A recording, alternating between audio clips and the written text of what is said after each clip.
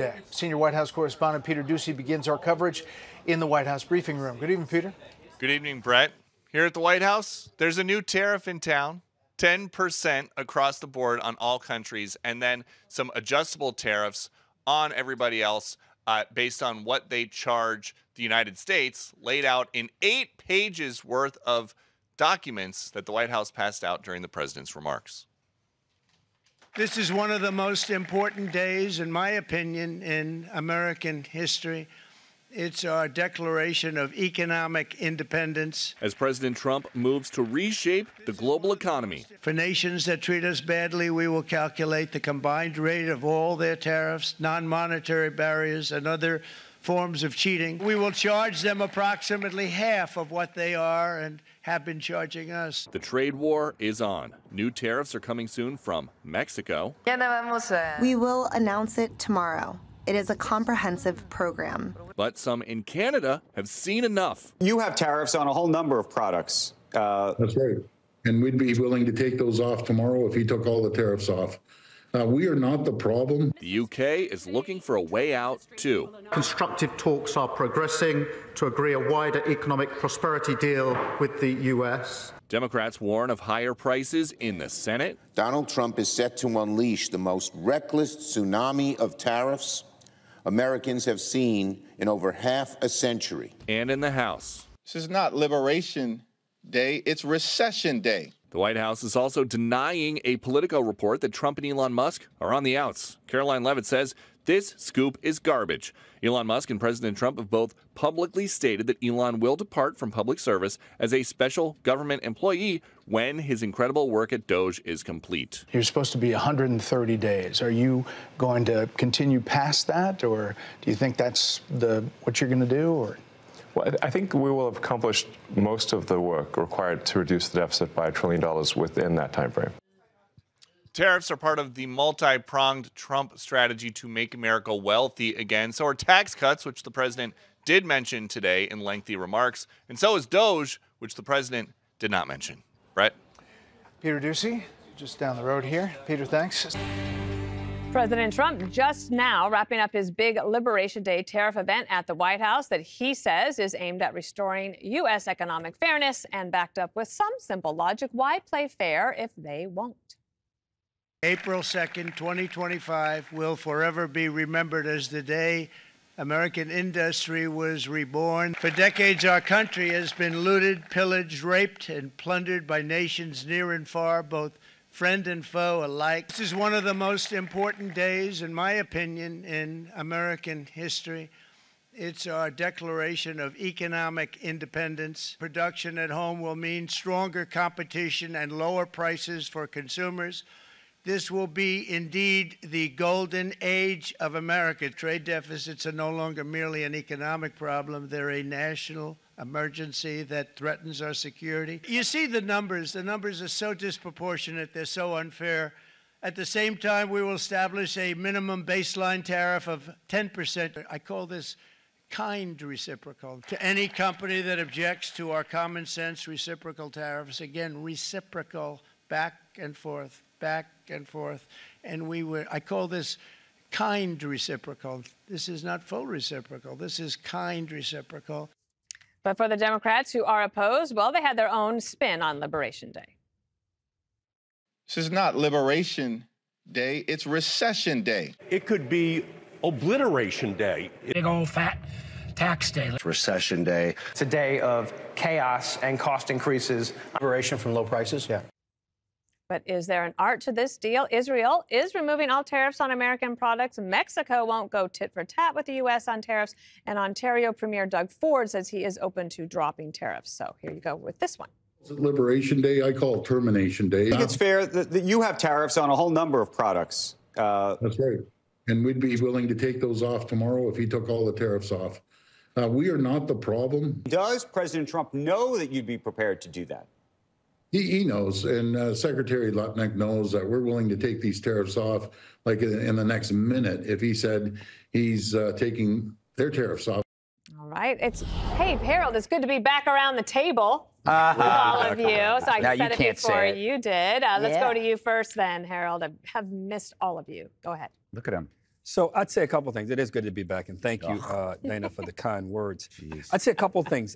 I listened to the president today, and I am a believer that building, manufacturing, conceiving, conceptualizing, making, repairing more things in America is the best thing we can do for our country, not only for jobs, but for our national security. We got a big hint of that during COVID. There were parts of COVID that we agreed with in terms of our response. No one agreed with COVID, but the way we responded to it.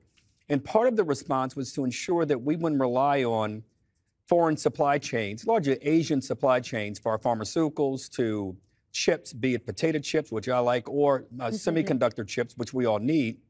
We saw a shortage of kitchen appliances being able to be produced, cars being able to be produced because we had a shortage of these chips. Joe Biden took a swipe at it and said, look, we're going to give incentives for industry to grow up here.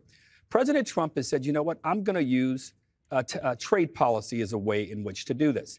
And it's unclear to me how you use trade policy the way he's using it.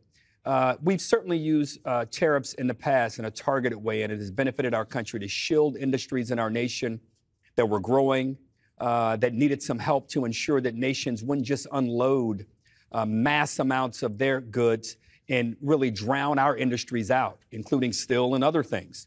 In this instance, we're talking about putting tariffs on items that we don't produce. So the challenge is, and I think we quoted some people, Senator Kennedy from Louisiana, who I agree with sometimes, I don't agree with at times. I thought he was interesting today when he was asked about tariffs. He said, in the long run, it will probably work. The problem is that in the long run, we're probably going to all be dead. So in the short term is all that matters. I think what he was trying to say in his own unique colloquial way is that we don't produce the things that we're trying to tariff against. If we produced all of these things and said, you know what, we're going to protect our industry that produces high-level, high-performing engines. We're going to protect our industry that produces all of these auto parts. That'd be one thing, but we don't have the factories in which to do it. And in order to do it, we're talking 3, 4, 5, maybe as much as 7 years. And then I was glad to hear the president talk a little bit about our workforce. You have to bring workers in as well. So I hope and pray that what the president did today works. It's still unclear to me how it works. And I am prayerful and hopeful that the very people the president wants to protect the most, working class Americans who put him over the finish line, I hope that working class Americans win in the short term and the long term with what the president said today. Judge, a young friend of mine pointed out that the president has had this position for almost 4 decades, and that in 1987 he ran an ad in the New York Times calling for leaders to have the courage to impose tariffs. And my friend pointed out it was 3 months after he was born, so a long time coming to get to this day. Yeah, and I think that it's indicative of Donald Trump, and he has these core beliefs and he delivers on those promises and beliefs. I think the important thing here is where we start, and we start at the point where the president is looking to reset the American economy. And the president sees inequities in certain parts of, the economy, that countries have higher tariffs on us than we have on them. And so the concept is, let's make it reciprocal. And I understand what you're saying, Harold, and you may know more about this than I do. I don't profess to be an economist. But I think that if, as the president says, they end up making products in America, then they're not going to be tariffed. And the leveraging of these tariffs and the threat of tariffs has worked for him in many ways. Companies moving to the United States, countries caving, Canada, Mexico, Israel, Vietnam, which is an incredible, I didn't realize how much business we did with Vietnam. Textiles, and because of its strategic location, natural gas and all that stuff. But, what he's doing is he's targeting the American economy to benefit the blue-collar worker. And he's trying to bring manufacturing back to this country and making sure that since we're the biggest consumer in the world, why aren't we leveraging that power in a way to not only benefit Americans, but to benefit American workers? And look, think about it. You go to Costco, you buy in bulk, you pay less. The same with Sam's. You go there, you buy in bulk, you pay less. We buy in bulk and pay more. And that's what's backwards about it. And we've got to stop treating other countries like they're third world countries and like they need an advantage and, they desperately need our help to have their economies work for them. But I think in the end, I think that the president is doing everything he can to reset the economy. And it makes sense to me. Greg, I was thinking about how last November people had two choices, right? There was somebody who drove up the cost of everything through the so-called Inflation Reduction Act for the sake of climate change, Green New Deal, or somebody who believed that tariffs were a good way to reset manufacturing in the country. And they made their choice, and now we'll find out how it works. Yeah, it's very confusing when you notice the that montage of Democrats. The Liberation Day was very, very confusing in D.C. because usually that means when Jerry Nadler forgets to wear a belt. Canada, apparently they're throwing tariffs on manatee meat and bovine semen, which means The View is very unhappy. Oh. I have to say, it's great watching Trump going on that chart, country by country. I mean, what a difference from Joe Biden, who couldn't find Japan on a map of Japan. So it was nice to see. But you know what? Harold is incredibly naive when it comes to tariffs, and it's almost precious to listen to him prattle on about it. Sometimes I just want to cradle him in my arms and go, there. But so let me explain tariffs to you, Dana, because sometimes you listen. It's all about negotiations. So let's say Dana, on the 5, talks too much. And it eats into my time. So I call my agent, we talk about it. Agent calls the producers and said, look, from now on, Gutfeld gets 5 minutes of uninterrupted show time at the end of the show. Of course, the producers are terrified of Dana because she's a monster, but it throws everybody into a panic. So then there's a meeting, we discuss it, and after a compromise, based on fairness, I decide to withdraw my talk tariff because a compromise has been made in which I gave up something that I never really had to begin with. Trump does this all the time. He creates an asset out of nothing and then trades it. It's amazing. It's amazing. He did that kind of like with Mexico, the implication of military force, and then he removes it. He did it with North Korea. He had this implication like we could bomb you, but we're not. Takes it off the table. Suddenly, we don't hear about North Korea anymore. So you could see that the operating system of Trump is reciprocity. And it's both big and it's small. It could be with countries or it could be with Bill Maher. If you make fun of him, he's going to make fun of you. If you tariff us, we will tariff you. Conversely, if you do him right, he will never forget it. He will do you a solid. He's that loyal. The only thing I would caution against is when people report on it to keep saying if Canada changes its mind, to say they caved. Because that's a big obstacle in this. You know, the last thing you want to do is make negotiations seem like a weakness. Cooperation is strong. It's not weak. So if Canada drops its tariffs, if Israel drops its tariff, you don't call it a cave. You call it, it's a compromise. It's a solution. So you didn't cave on the talk time. No, it was a solution. And by the way, that proves my point. She didn't really need to say that, did she? No, because no one thinks that I actually eat into your talk time.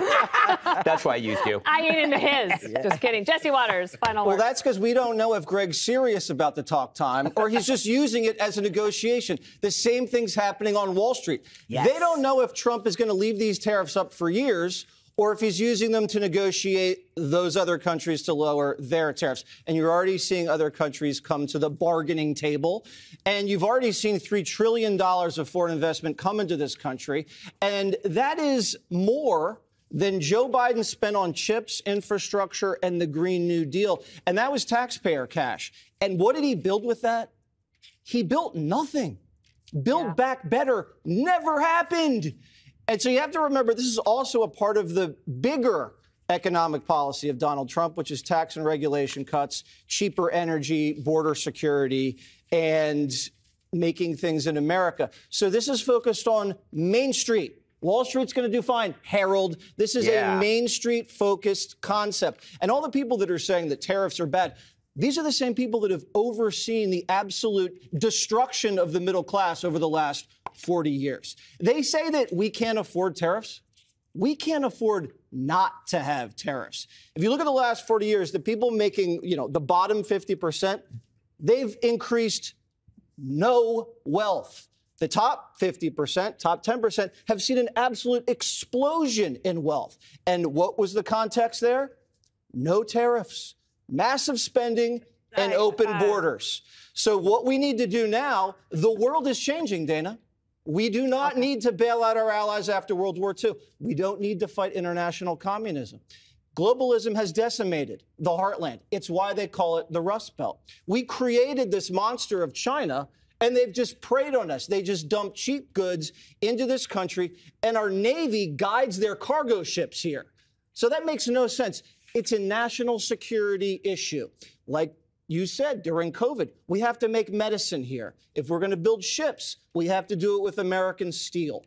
Everything has to be done in this country, especially chips. We can't rely on Taiwan.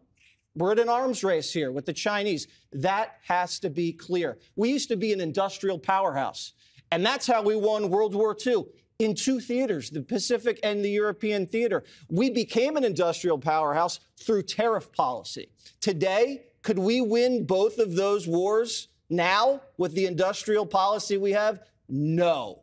You know what we have now? We have the most important, we have the richest, the strongest, and smartest technology sector in the world. We aided that and abetted that the right way. I would agree with you. We have cheated and overlooked working class Americans. But what the president's doing today, as well-intentioned as he is, on April 2nd, 2025, I want to see what your thinking is on April 9th, April 16th, and let's go to my birthday, May 11th. I hope you're right, but I think you're going to be wrong. Look how he slipped that in. Happy birthday. And we've seen companies coming in like we've never seen before. Likewise to all of the foreign presidents, prime ministers, kings, queens, ambassadors, and everyone else who will soon be calling to ask for exemptions from these tariffs. I say, terminate your own tariffs, drop your barriers, don't manipulate your currencies. President in the Rose Garden. Let's get reaction to the president's tariff plan and the progress of his big, beautiful bill going forward. Treasury Secretary Scott Bessent joins us now. Thank you for being here. Right, good to see you. It was a big day. The president calls it Liberation Day. You know, we showed the markets before, but if you saw the post-market reaction, it was kind of down across the board. You know, people are looking at their 401ks and they worry about it. What do you say to them tonight? Brett, I say that what we are doing is we're setting the stage for long-term economic growth, that we were on our way to a financial crisis. You know, I used to teach a history of financial crises, and with that gigantic government spending, it was unsustainable. You look back in 1998, you look back in 2007, right before it looked great, everything collapsed. So, I mean, it looked great right before everything collapsed. So we have taken us off that trajectory, and we are putting ourselves back onto a sound trajectory. You said 10% over 10 years would be $2.5 trillion coming in. You know, you look at this list of all these countries, and there's some policy decisions here. China is at 34%, added to the 20% already, so that's 54% on Chinese goods. Yes. Are they going to come back with something big? Well, we'll see what they do. Is my advice to every country right now is do not retaliate, sit back, take it in, let's see how it goes, because if you retaliate, there will be escalation. If you don't retaliate, this is the high watermark. So, also not in the list, Russia, Belarus, but Ukraine is on the list. Mexico, Canada, not on the list, other than the fentanyl tariffs already there. There's a decision-making here. Well, Russia and Belarus, we don't trade with, right? Like, they're sanctioned, so. Yeah, you're not trading with them anyway, so they don't get on the list. Yeah. So, but look, there are policy decisions here, but also there's a calculus here. Is what are our country's tariffs? What are their non-tariff barriers? What is their currency manipulation? And how much do they subsidize labor and borrowings? Yeah. And Mexico, Canada. You know, it talks a lot about Canada. But right now, anything that falls under the USMCA at 0%, right? That stays exempt for now. So the last time, the first Trump administration, there was this simultaneous kind of rolling out of tax cuts and tariffs almost. And this feels like one is in front of the other as you wait about what happens on Capitol Hill. That's the growth equation of your agenda, right? Brett, exactly right. And that's why I call it the two T's. Tariffs have come up first. Now, I'm going to be spending most of my time, and I've been spending a substantial portion of my time up on the Hill with the House leaders with the Senate leaders. And one of the most underreported stories in D.C. that I think is the remarkable unity that President Trump has gotten between the House and the Senate. We are moving ahead at a very brisk pace on this tax bill. I would expect the Senate to vote on it, possibly on their portion of the reconciliation instructions, maybe even this weekend. Are you worried about the votes? Are you doing head counting? Well, look, it's politics. I'm always worried that, as you know, President Trump has the ultimate ability to whip votes. If I think everyone thought Speaker Johnson couldn't do reconciliation instructions in one vote. He couldn't pass a clean CR, and with President Trump's help, he did. So he's done that, and I'm very optimistic on the tax bill. And to your point, I keep emphasizing, and the House members know it, the Senate members know it, the sooner we can get certainty on tax, the sooner we can set the stage for the growth to resume. Just back to the tariffs, do you think that it is also a negotiating tool, a weapon, that some of these countries will come back? I guess I looked at the list. I saw Israel, they knocked everything down to 0 in Israel, but yet they're still on the list at 10%. Australia, there's a trade surplus. The U.S. has a trade surplus with Australia. They're still on the list.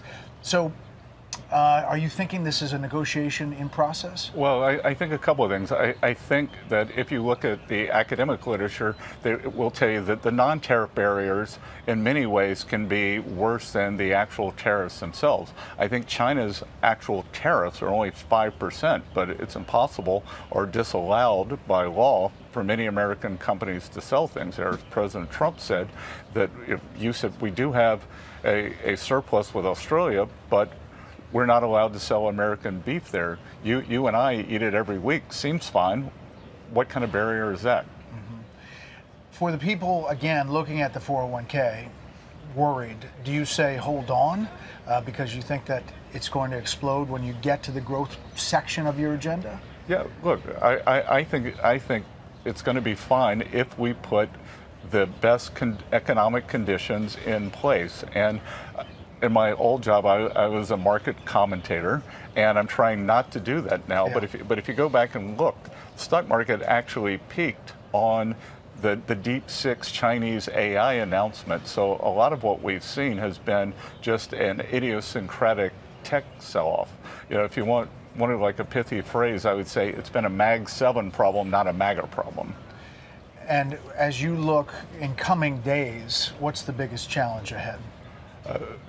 Well, now I'm going to be able to spend a big portion of my time on the tax bill and getting that across the line early summer, because the other thing that's happening with the tax bill is the debt ceiling is going to be in that. We're going to do the debt ceiling through reconciliation without the Democrats, because I think that the Democrats are so discombobulated, it would be impossible for them to join us in the debt ceiling. So we need to get this done soon, because our borrowing capacity is going to run out in June or July.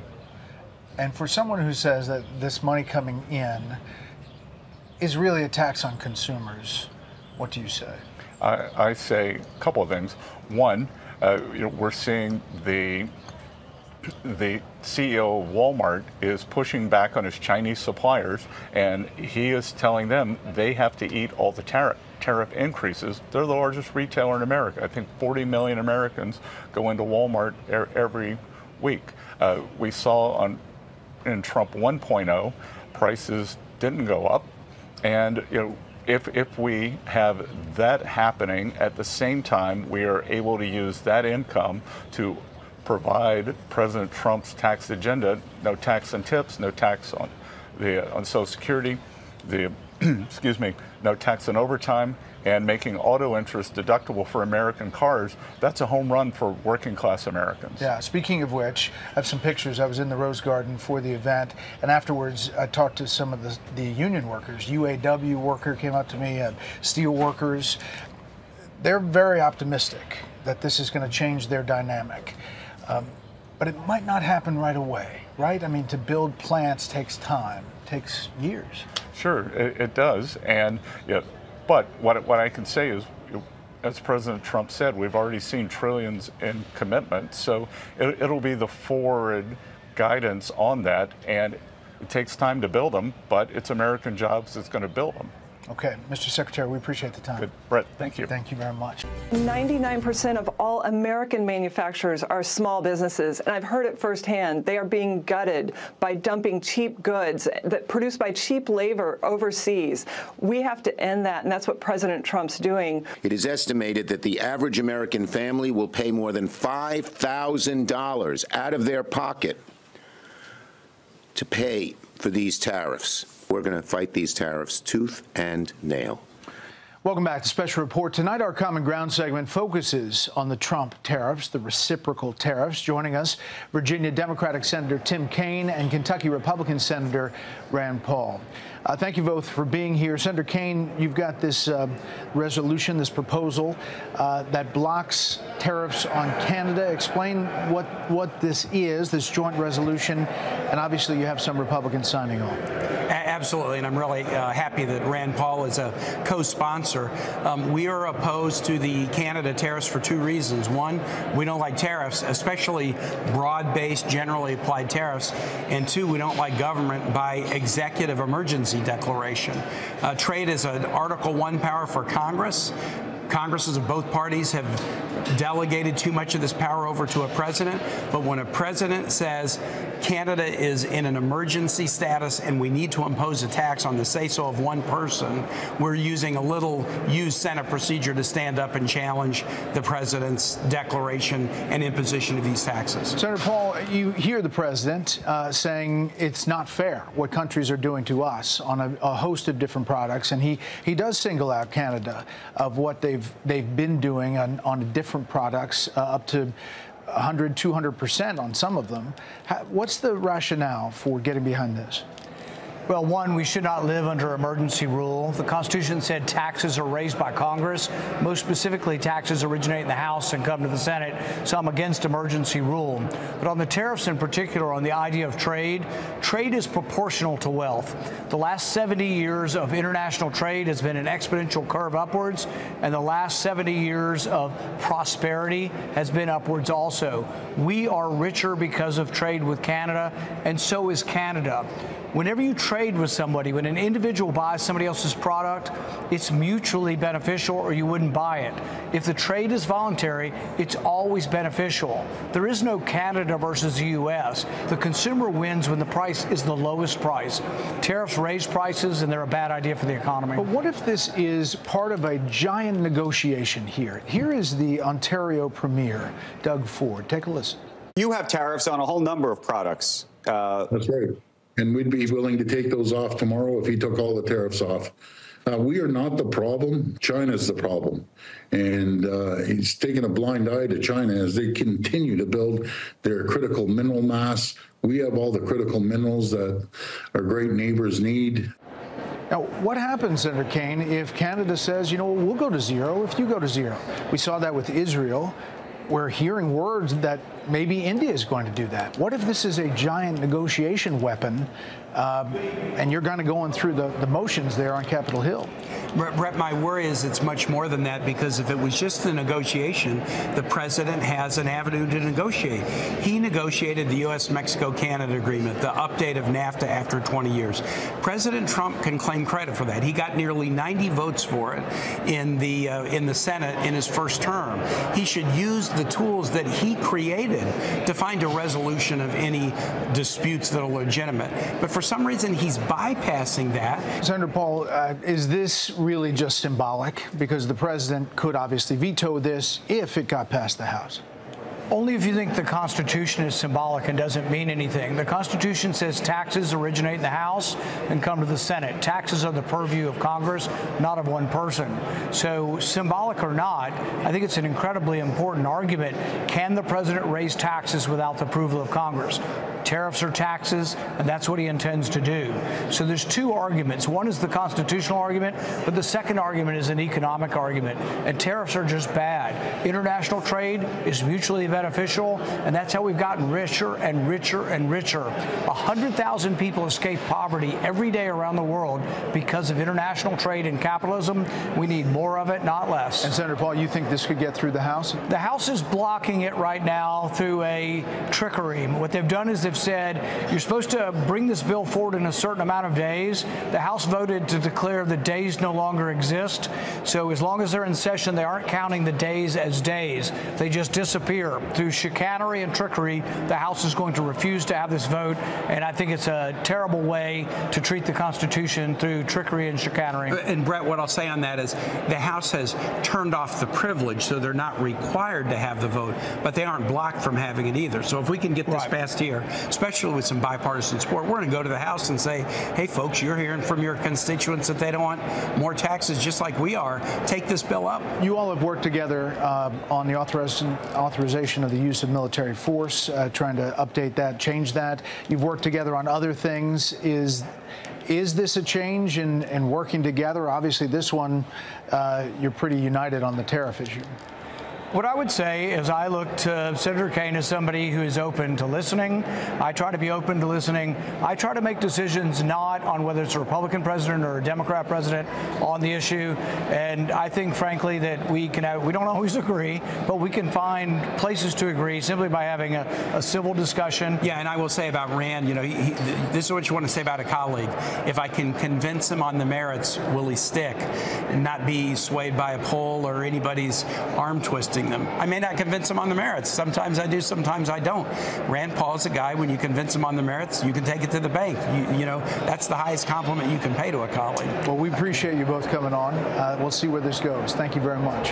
Thanks, Brett. You can see all the Common Ground segments on my podcast, Common Ground. Find that in the All-Star Panel podcast under the Brett Baier podcast at foxnewspodcast.com, Spotify, or wherever you download podcasts. You can also see the discussion on the Fox News YouTube page. All right, you just heard from President Trump announcing reciprocal tariffs at the White House and vowing to bring in the golden age of America.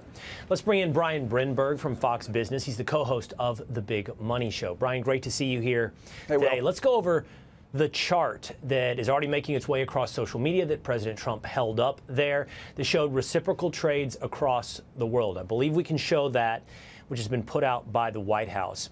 It's several pages. It shows countries from China to Vietnam, India, numerous countries across the world.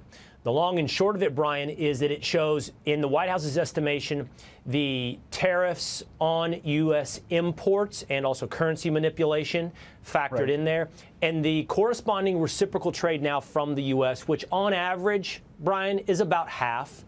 He pointed out China has, in their estimation, a 67% tariff, and they are going to impose a 34% tariff on China. Tell me your thoughts as you look at that chart and as President Trump signs these orders at the desk there in the Rose Garden. Yeah, let me interpret that chart, Will. It's interesting. It's both tariffs and non-tariff barriers. You mentioned that, like currency manipulation or stealing intellectual property, different kinds of technical standards about whether they'll accept a product from us. Here's what I think is interesting about it, Will. He said it's a 50% discount on the barriers that those countries put up for us. Now, it's very hard to say that because it's hard to calculate the non-tariff barriers, okay? So what I think he's doing here by saying 50%, I think he's putting an invitation out there, Will. To me, saying the 50% is an invitation, a challenge to these countries, saying to them, if you want to bring down what you're doing to us, we're willing to talk with you, right? That's what he's saying. And I think that's probably a good sign because reciprocal tariffs was his first plan of action in this thing, and it makes sense to a lot of people, right? It's the ultimate fairness tariff. If you're doing something to us, then we're going to do it to you, and if you bring it down, we'll bring it down. So I like where he's going there, and I think it resolves a lot of uncertainty. Markets in the pre-market are coming down a little bit right now, but I think as time goes by, businesses are going to get their heads around this. They're going to say, okay, we can deal with it. Yeah, Brian, I was just looking at pre-market trading right now, and in the short term, we're looking at somewhere between a 1.5% and 2.5% drop in the S&P 500 or the NASDAQ. It was expected there will be a short-term pain. The question is now about the long-term gain. He projects it will bring back a golden age of America. Here's the question, Brian. How do you think these countries will respond? Will this set off a trade war, or will it, as you point out, be an invitation they accept to come back to the table and lower their tariffs? Well, it probably depends country to country, Will, but I think it's a really good invitation. He's going to these guys and saying, we know what you're doing to us. We've put a number on it. We're telling you what it's going to mean for you. But when you go to somebody and say, we're going to only give you half of what you're doing to us, I do really think you're saying, come to the table, because there's the insinuation there. If you don't, we can keep moving up, right, Will? So I actually think these countries are going to probably respond favorably. He was very specific on what he's not happy with when it comes to these different countries. So I expect a lot of negotiation. He's got a 10% baseline, by the way, so let's just be clear on that. I don't think anybody's going to drop below 10%, but 10% is a lot lower than what we were hearing going into this.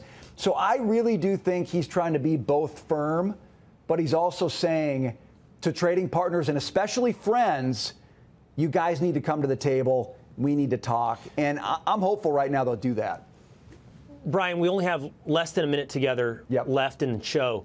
But we've heard from Howard Lutnick. We've heard from Peter Navarro. We've heard now from President Trump on the long-term vision. We spoke to Senator John Thune as well about the long-term vision here and how it plays out over time. We see the short-term pain already. It's immediate short-term in the markets. Sure. Quickly, Brian, how long does it take to see the long-term benefits? Oh, I think the long term is going to come sooner than you think, actually. I think countries are going to come to the table. I think the U.S. economy is ready to rip. And if he gets the tax cuts done, it will do that. Right. But that's the key. And he talked about that at the end. All right, Brian, thanks so much for being with us today. Hey, Sean Hannity here. Hey, click here to subscribe to Fox News YouTube page and catch our hottest interviews and most compelling analysis. You will not get it anywhere else.